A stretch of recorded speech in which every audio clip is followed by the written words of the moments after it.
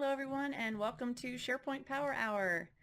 This is our weekly show where I demonstrate just different topics in SharePoint and Office 365. I'm Laura Rogers. I'm a SharePoint MVP, and today my topic is going to be the new modern web parts that exist right now in SharePoint Online. So first of all, to kind of get you all oriented here, we have the description in this streaming show is going to give you a link to join our live discussion in my Slack channel. So let me check all that and make sure that's working. Let's see. All right.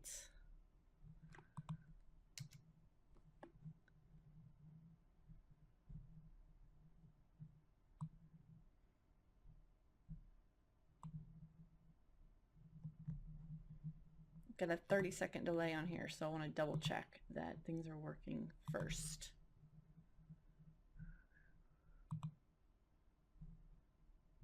Okay, live control room. Okay, yeah, nice. Okay, so the way this works is that I'm going to be doing my live demo, and I do have a 30-second delay turned on for as far as me talking and then you seeing me, because I don't want you to have any kind of issues with the streaming or buffering and things like that, so I think that that will help. And then we have in the description for this video, we have a link to get to the Slack channel, and that's where you can see everybody and have a conversation and chat and ask questions while the demo is going on. And so I'd like you all to go ahead and jump in there and say hi and let me know that you can see me and let me know that you're here. Say good morning. And I am going to talk a little bit about what our topic is while I'm waiting for you guys to say hello. So again, the 30-second delay is a little awkward, but I want it to make sure that we don't have a lot of issues with the streaming and buffering and things like that. So, all right. If you are using Office 365, you may have noticed that just in the past few days or so, depending on what release that your tenant is in, like if you were in early release or not, you're actually going to see this new page editing and authoring experience that exists in here. So it's just appeared there. So what I'm going to do now is do a demo of how you can get to it and look at all the web parts. And I actually just wrote a blog post on wonderlaura.com just a couple of days ago about going through all these new modern web parts and what they do, etc. And the cool thing about it being in Office 365 is that there are going to be new ones, and there are a couple at least that I know of right now that are going to be new fairly soon. And so I kind of listed those at the bottom of the blog post, but we'll go ahead and go over all the ones that are in there right now. So this is probably a blog post that I'll be updating and changing as time goes on, as new web parts appear, and it's kind of maybe different things about the web part page editing experience appear. So let's go ahead and get right to it. Go ahead and share my screen here. Let's see.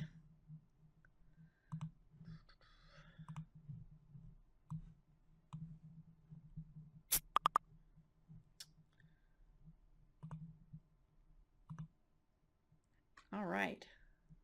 So now this is actually my tenant that I use for when I'm teaching my SharePoint training class. All my students get an account here in my tenant.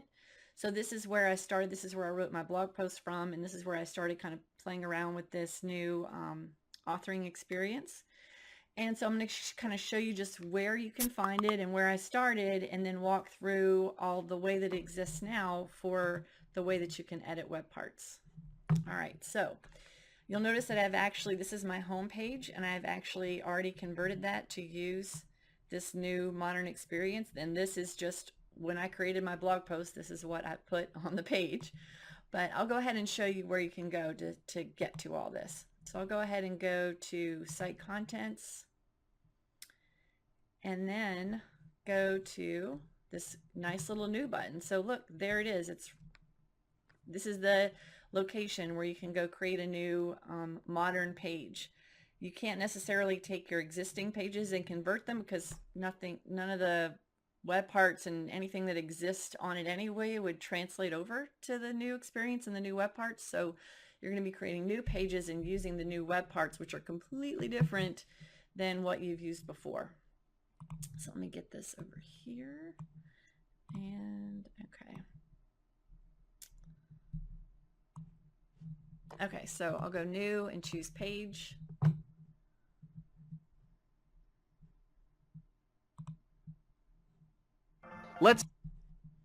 And then it does have and now also my resolution is a little large on here.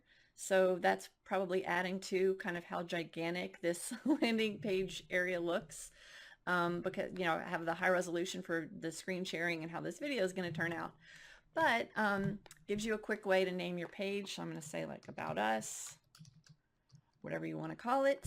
And then you can notice up here that you can save and close it. I haven't published yet.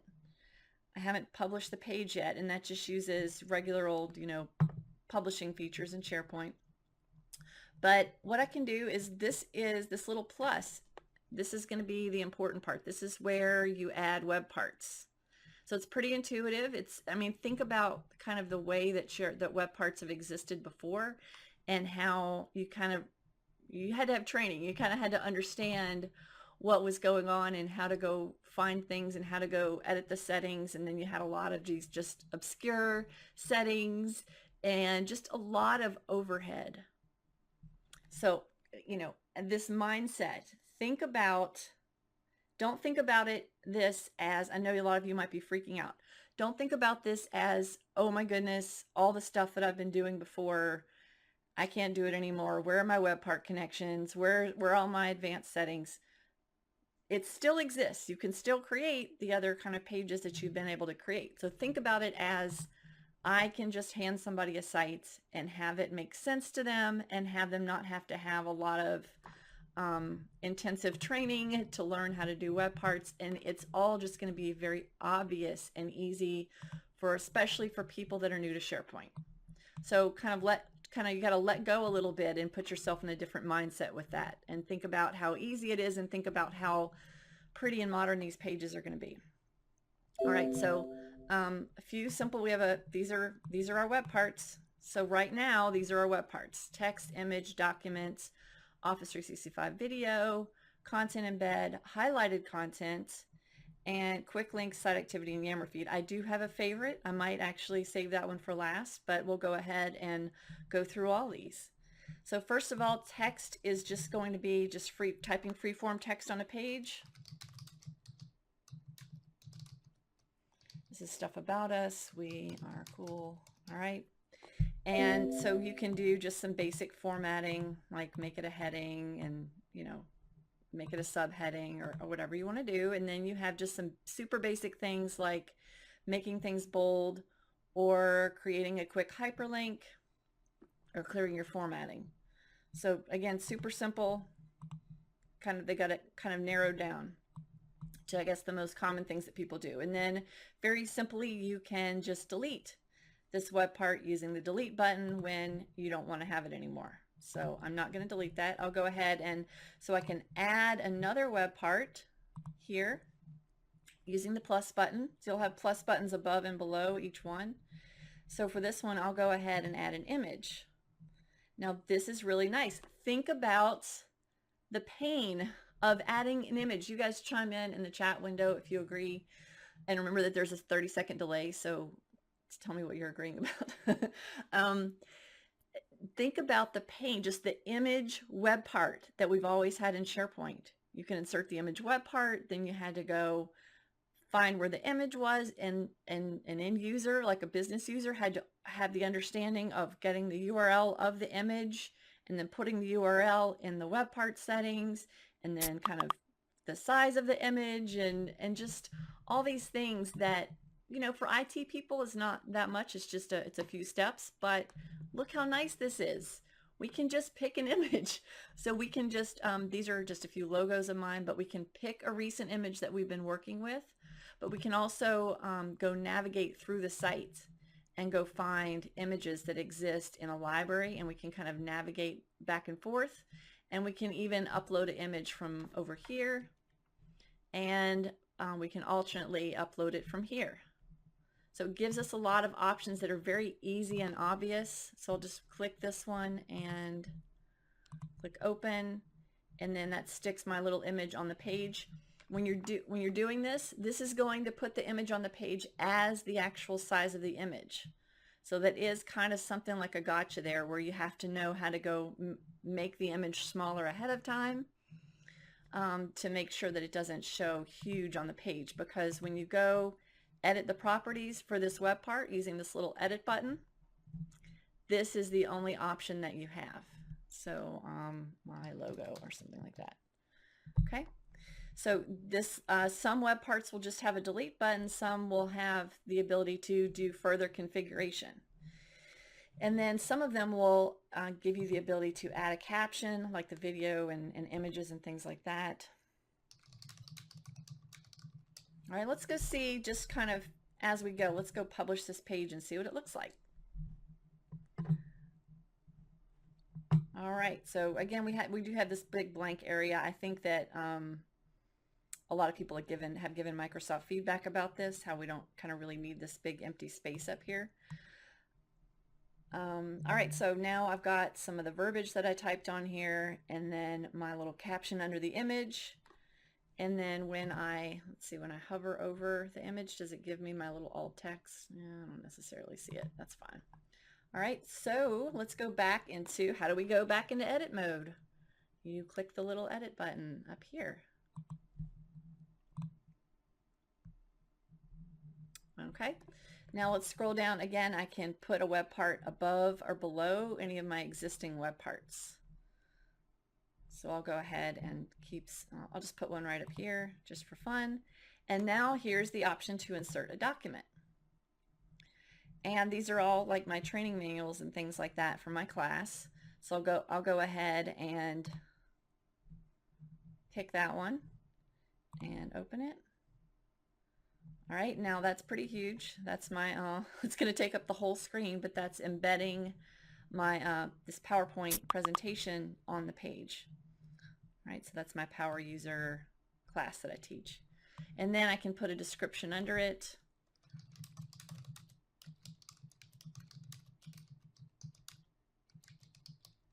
All right.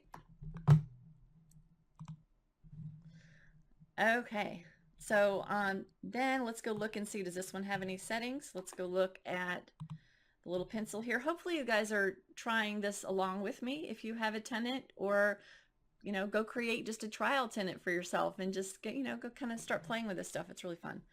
You can say what slide you want it to start on. So maybe I only want it to start on slide 2. So now when people go to this web page and they're looking at this web part, it's automatically going to start on slide 2.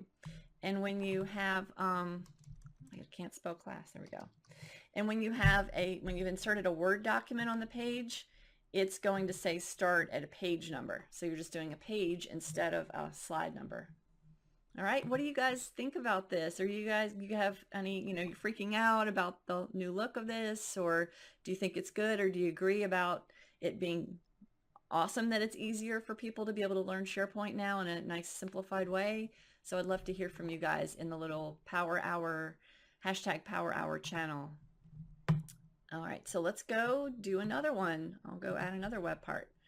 Office 365 video. Now this is one where it does start to get a little awkward. It doesn't have a nice pretty little picker where you can pick a video. You actually have to go over to the portal and get it, but at least it has a link here. I can just click go to my organization's portal, and now it's taking me to my Office 365 video portal. Alternately, I could have gone to the waffle up here and gone to video up here to get to the same place. So this is, you know, when I teach my SharePoint training class, everybody gets access to the recording for 30 days, you know, after they've taken the class, all here in my video portal. So here, for example, like my workflows and forms, those are the 4 days of my workflows and forms class. So I'll just go click on one of those. Then you have to just click on one and go kind of grab the whole URL like that. So that's a little bit awkward. It's not the most smooth Oops. The next type of web part we'll show you is going to be the content embed web part. So this is going to be similar to what we have with the content embed on current pages, where you can go to the insert tab just on a web part page or wiki page and do content embed. And that's where you can go to some video on YouTube, click the share button, and go to the embed tab here and grab that code. And then that's where you would paste it in here and resize to fit the page. So yes, they're suggesting that you do that because the default is turned on. So as soon as you paste the code on there, it immediately shows it here. And look, I'm not clicking play. So that's how you would just take, and it's not just for YouTube, it's going to be for Vimeo or anything else. There are a lot of different services that I listed in my blog post that will give you the embed code that you can use in here. It has to be an iframe and it has to be secure, so it has to be an HTTPS, so it's very particular about that. All right, let's go to the next web part type here. They're not necessarily called web parts, you'll notice. I'm just calling them web parts, but it doesn't say web parts anywhere. It's just basically you're clicking a button to add a feature. I'm going to skip highlighted content because that's my favorite one. I'll save that for last. I'll go to quick links. Quick links is kind of like the idea of adding hyperlinks to your page. So I can go click add here and let's see, create a link to, and then it remembers some of the most recent files that I've gone to. So it's going to put the URL in here for me and then create the title for me, and I can edit if I'd like. Again, this is a huge improvement over, think about just the regular old links web part or links list that we've had in SharePoint. You had to go find the item you want to link to, go grab the URL to it, go back to the web part, paste it in there. It's just a few extra steps that you had to do. So now I can just say, I want to create a link to this file, and I can add it. Now, this looks a little bit different than when I inserted it as a document. So it's just kind of for the file itself, for the document, it looks a little bit different. But think about just something that's not a file on my site, like maybe I can go to bing.com and I can just type Bing, see what that looks like, and then I can go add another one and do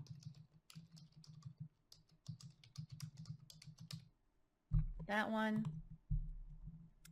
All right, and let's go save the page and see what that looks like. Yeah, it's giving me a scroll button because these are so large that it can't put them all next to each other on the page, and it doesn't give you the ability to change the size of them.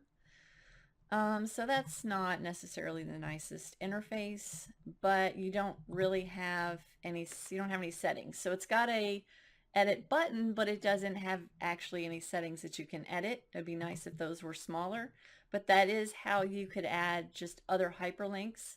And if it's content from SharePoint, it's going to automatically put it as something nice looking. So let me say like my resources site. I already know what the URL is. So I'll go add that and see what it looks like when you're showing another SharePoint site on here.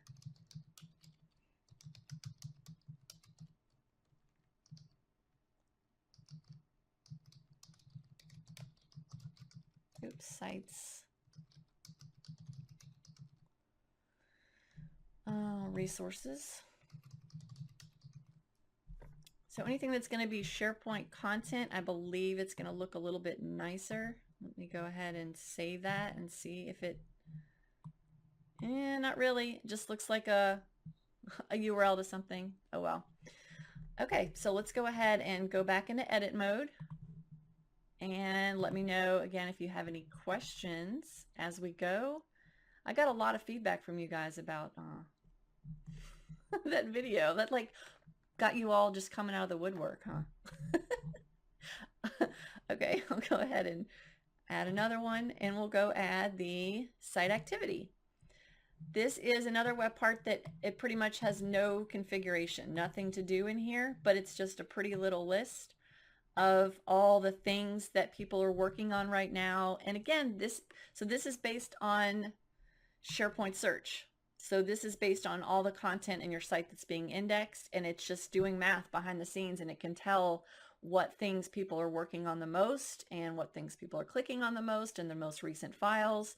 So it's automatically just showing you all just the site activity from your site.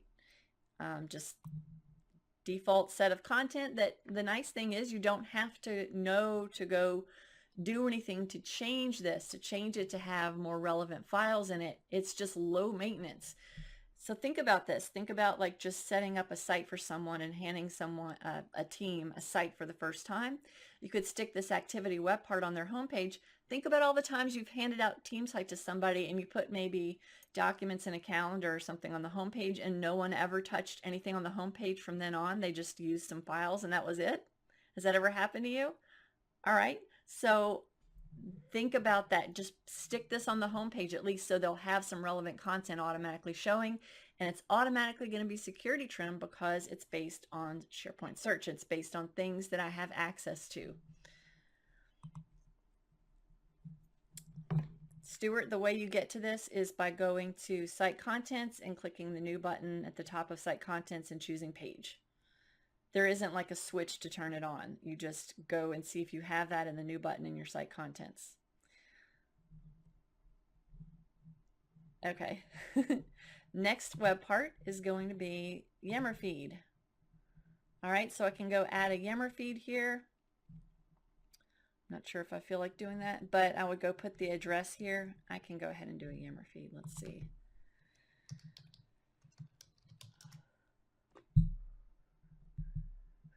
Oh, this is my demo tenant that it's trying to log me in. Fine, I'll just do that.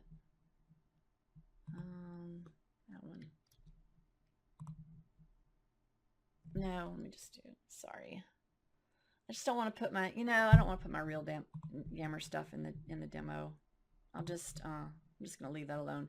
So I actually did show a picture of that in my screenshot, but we're not going to, it just shows a Yammer feed on the page. So at least that, remember the old Yammer web part that was kind of clunky and you kind of had authentication issues? This looks like it's smoother and it's just, the only settings you have are small, medium, or large. I wish some of the other web parts had a small, medium, or large option as well. Carolyn says there an option to add scripts to your page. I've used a hidden content editor pointed to a JavaScript file. Is that option still available? You can do embed code, but I don't think anything that you did with client-side rendering or JavaScript is going to be apply to these new pages at all. So no client-side rendering or code or JavaScript is going to work with any of these web parts. So whatever you're doing with your JavaScript right now in that web part, there isn't going to be a reason to do it with this kind of page. This is super simple. There isn't anything like that in here. All right. So let's see. What did we finish going over? The Yammer was the last one. Okay, so now I get to go to highlighted content. This is my favorite one. Okay, highlighted content. It defaults to a few things. Highlighted content is like a replacement, sort of the new, simpler version of the content search web part. Okay, content search web part's really cool and it's got a million different things you can do and it's very powerful. But again, think about just the typical business user who doesn't have a PhD in SharePoint and them trying to navigate around in that interface. It's just sometimes it's a little bit much. So this is like a super simplified version of the content search web part. Don't worry guys, you didn't lose your content search web part. You can still create web part pages and wiki pages and use it there. This is just going to be, it's a completely different interface. So here's the way highlighted content works. I have a source and I can say this site collection are all sites. And then I can pick what type of contents I want, like documents, pages, videos, images, events, issues, tasks, lists, contacts, and all. And then I can add more of these. So right now I have a feeling that there are kind of some other ones that I expect to see here, but even if you don't see some content type that you're used to using or a custom one you've created, there's still going to be other ways that we can get to to narrow it down to see that content. And actually might flip over to my other tenant to look at some, to look at some of this and to look at, because I have tenants that have just a lot more sort of fake content in them. So I'm going to go ahead and do that. I'm going to go Control-Shift-P and go to my in private browsing and pull up my other demo tenants. And then you guys let me know what you think about this so far.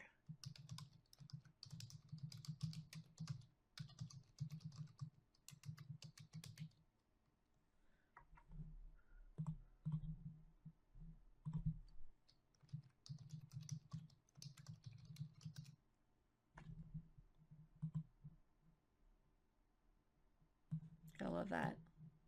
Nice empty login site. Okay, there we go. Okay, so let's go to this tenant. And again, how do you create a new page like this? You go to Site Contents and click New. Oh, this tenant doesn't have it. Haha, interesting. So some of you might have tenants that have it and some of you might not. So my other tenant, my demo tenant that is in our first release cycle does not have it, and my IW Mentor tenant does. So that's fine. All right. So what I'm going to do is, so you have different types. So once you select a source, you can select a type. But when some types that you select will give you a narrowed down list. So for example, when you choose documents, you can choose a specific type of documents. And as you change the settings in here, it will change what you see on the page just immediately. Right, if you don't see page in your site contents page when you click the new button, you don't have this yet in your tenant. So it's kind of like a roll of the dice right now since this just came out. All right, so I can choose, when I choose documents, I can narrow it down to a document type.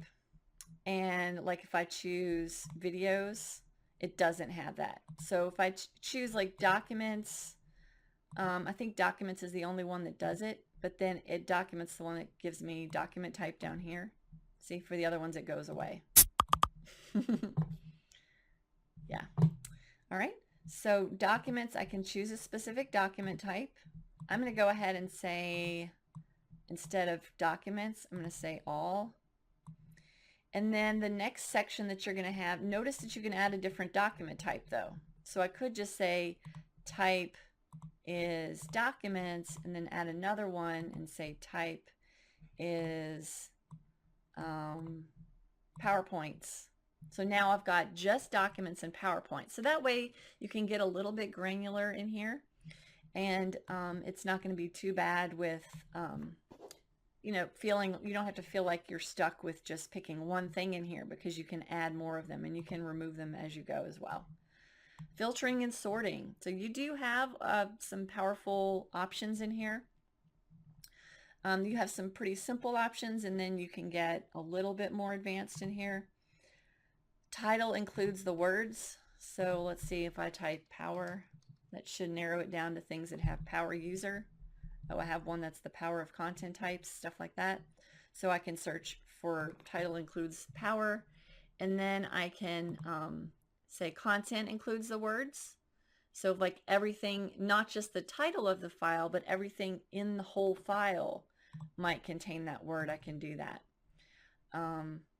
Let's see, I'll have like I do fast for fast class or whatever, anyway.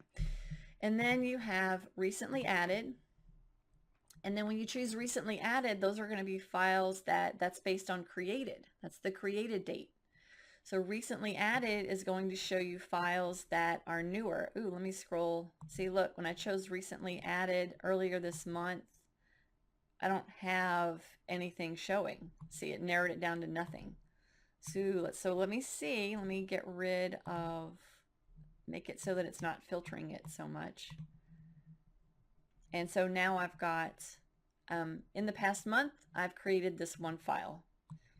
Also, as you're filling out this web part, you'll notice that, see how I said sort by most recent? It actually will give you a default name of your web part based on what you pick here. So I can say, change it to most viewed, recently added earlier this month, sort by most viewed, and it's going to change that. But then I can type whatever I want. Nice. All right. So it will give you a suggestion of a web part title, which is nice, but then I can change it and just type something else on the page. You know, I think about it, I could also just add some text here if I wanted to add some additional text to describe something. All right, so I've got my source, all sites, type is documents, and then any document type, and then let's go back down to filter and sorting. So I have recently added, so it's filtering it. As soon as I choose recently added or recently changed, that's going to be the created field versus for recently added and the modified field for recently changed. So those are going to be, and then whichever one of those two date options that you pick, it's going to say since when. Since, and then it'll have today, yesterday, earlier this week, earlier this month, last month. So since earlier this year, so that's going to be pretty much everything within the year. It will show things that are recently changed, sorted by the most views. So this class, SharePoint Workflows and Forms training class, we worked really, really hard on this class. When I look at the revisions, there's like 199 revisions. We had 3 of us working on this file, and we worked for, you know, like a couple of weeks solid getting that put together. So that makes total sense that that is the most viewed file, because we worked a lot on that file, more than a lot of these other ones. That was a very extensive lab file that we created for that Workflows and Forms class. All right, and then we have trending, which is a little bit different. It's going to be just kind of based, again, this is based on all the math going on behind the scenes with SharePoint search, and just kind of the most popular things that people are clicking on. Carl Crossick says, I still don't see how to add a list to the page. There is not a way to add a list to the page. You can use this highlighted content and change it to list. You would use the highlighted content web part though to add a list to a page, but you have to use this to find it, to filter it. So like if I want to say this site, events, I don't have any. Let's see, do I have any events in this entire site collection? Oh, look at that. Okay. So if I want to see maybe a list of events and I want to show them in a web part, that's what I would do. So you'd have to go point to what type of content it is that you want to display in the web part, and then use the filters to narrow it down to what specific set of content. Okay, so there is not going to be, look, there's not a filter for what site it's in or what list it's in. That's where your source is going to be. So like maybe this site, I don't have any events, so I'll change it to like this site and documents. So this is how I can show all the documents that exist in this site, and I can say maybe I only want to show 5, and that's where my paging comes in. All right, so no, there is not a way to just add a list view web part onto this type of page. It doesn't exist yet. The highlighted content is the closest thing you're going to get to that. It's a little odd, isn't it? All right, so filter and sort. We're still going through the options here for the filtering. We went through title includes the words, content includes the words, recently added is based on created, recently changed is based on modified, and then created by and modified by.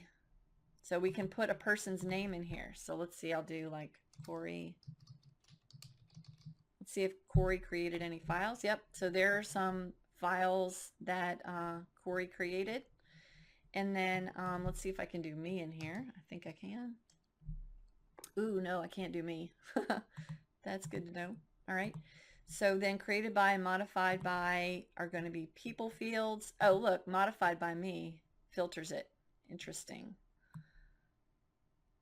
What's my filter modified by me? That's weird that it didn't have anything under created by me. That doesn't make any sense because I created most of the content in here. Maybe it just took a second to refresh. Okay, so me does work. So this is really powerful for, just like with your list and library views in SharePoint, you can have whoever the person is that's looking at the page, you can make it show their content. So created by is equal to me, or modified by is equal to me, and all documents, that's immediately going to show the person that's looking at the page all the files that they've been working on, just in a nice, neat little package, just in whatever sort of sort order you pick here. So you can do multiple filters here. So I could say created by me and recently added earlier this month. And I only have one that I did. So you can narrow it down and you can keep adding filters. I think I clicked this about 50 times and it let me just keep adding more of them. So you're going to be able to add more filters to it, which will help you narrow it down. And then let's go. We got more filters here. So last month, earlier this year, last year, those are all the date things. But then we also have managed property. This is where it's a little bit more advanced. This is kind of where we get into the nitty-gritty and why I wanted to save this web part for last, because there's a lot of potential here. Okay, when I click this drop-down box to say manage property name, that's going to show me all these sort of like site columns and all the managed properties coming from like the root level of Office 365. So not only do you have all the properties, just like in the content search web part, not only do you have all the properties from things that are site columns, but you also have all the properties from all just the people properties. This is the highlighted content web part. It shows it up here. All right, so I can go pick a property, or I can go type the property. Or I can just type like assign, and whatever word I type, it's going to narrow down my list to, like, you know, to be able to find a property, because there are so many of them in there. So I type assign and I get assign to. I can type tag and I get several different tag ones. I'm going to do tags, and so tags equals, or tags contains, let's see, power. Yeah, there we go. So I have a tag. So remember, I've done previously in a presentation, I taught you guys about the enterprise keyword setting. If you go to any list or library, you can go to that library settings and choose enterprise keywords, and you can check the box to turn that on, and that will give you just an enterprise keywords piece of metadata on that list or library, so that you can just quickly tag things, and end users can quickly tag things in more of like a unstructured way, and that uses managed metadata. So when you are using enterprise keywords or managed metadata, that tags property is going to be powerful. So one way that you would be able, using this functionality, that you would be able to have this web part just show the files in one library, is you could utilize this tags concept, and I'll do a demo of that and show you. Of course, search would have to run after I do it, so I'll demo how it would work. And then the search index is not necessarily going to show it in a web part immediately, but we'll go through that, since you guys seem to be concerned about that. Managed property name. Yeah, so again, you find your managed property. There are a bajillion of them in there in the whole full list. Then once you pick your managed property, equals, doesn't equal, begins with, contains, doesn't contain, etc. And then I kind of mentioned the sort by. So with the sort by, you actually can also do managed property. So when you pick managed property for sorting, let's see, maybe I'll do title. Everything has a title. So just want to do the title field. That's odd. Why would that not have title in it? Okay. Very strange. So let me try that again. Document. I'm just going to type title.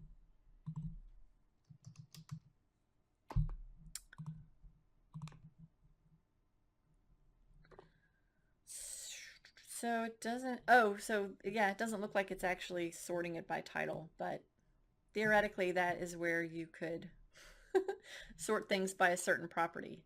Let me try sort by, I can just do by most recent. Yeah. If you want to do something other than just a date or how popular it is, you're going to use this managed property. And that's where you're going to have to have the managed property in the first place. So those are going to be all, you know, not every single column in every list and library is going to show here. So this is actually, behind the scenes, there are a lot of extra steps you'd have to go through to be able to have some custom column of your own to make it a managed property. That's going to be some that we've talked about in other Power Hours before, where you can go into via Site Collection Admin and go to Manage Properties in Site Settings. It's in your search schema and do some fancy things in there to be able to create your own managed properties. But those are definitely some extra steps you'd have to go through to be able to do really much more custom filtering in here and more custom sorting as well. I like this setting down here to say hide this web part if there's nothing to show. For example, if you have a web part that's showing all events that are happening this month and you don't have any, just the web part won't show there if you don't want it to. All right, so let's go through this exercise of having a library that and using tags and then showing how you can make it just show the content from that library. All right, so I'm going to go ahead and publish my page. All right, I have all these lovely web parts that I put on my page now. It's a lot of scrolling, right? We could definitely stand to get rid of this big empty space here. Okay, so let's go ahead and I'm going to go on this little demo site that Corey created. And I'm going to create a library in here since I don't want to mess with my, kind of creating fake content in my actual tenant. I don't want to create a bunch of mess in there. So I'll go ahead and go in here and do add an app and add a document library. I'll call it policies. You'll notice that I use policies as an example in a lot of my demos. Everybody knows, everybody has company policies, right? So I'll go ahead and create my policies. And then I can see it here and go straight to the settings like this. And I'm going to turn on, this is what I mentioned a minute ago, the enterprise metadata and keyword settings. I'm going to turn that on. Click OK. And as soon as I do that, I'm going to have a new piece of metadata. So I can actually add that to my view here. Let's see if it gives me a quick way to show that. There it is, enterprise keywords. Gotta love that. And then I need to save my view. There we go. Love the new way of working in views here. Okay, so next I'm going to show you how we can make it so that everything that gets put in this policies library is just going to automatically get a certain tag that we assign, and that way end users won't have to know to go do anything. It will just be, it'll just exist there, and they don't have a lot of extra work that they need to do. So let's see. Go to the library settings, and then you guys sure are quiet. Let me know if you have any questions, and then go to, this is a little obscure, column default value settings. Now, if I have folders in my library, this is also a good setting where I can define if, again, I don't recommend a whole bunch of folders or a deep set, structure of folders, but if you have maybe one, maybe two levels of folders in your library, you could click on each folder down here on the left and automatically set certain metadata to have certain values automatically when people drop things into that folder. So that's what I'm going to do right now just for the whole library. So enterprise keywords, if I tried to just go into the library settings and click on enterprise keywords and set a default value, it would not exist. It doesn't give me the setting there. That's why I'm going to this page. All right, so I'm going to say when people put any files in this library, I want the metadata to, let's see what options it gives me. Policy. I want it to be tagged with the metadata policy.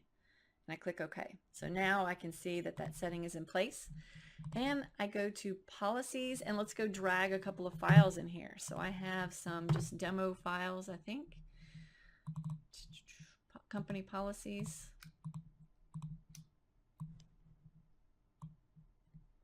And I just drag those just straight from Windows Explorer, and now I have 3 files in here. So look at that magic. So now they all have that keyword of policy. Do you guys like that?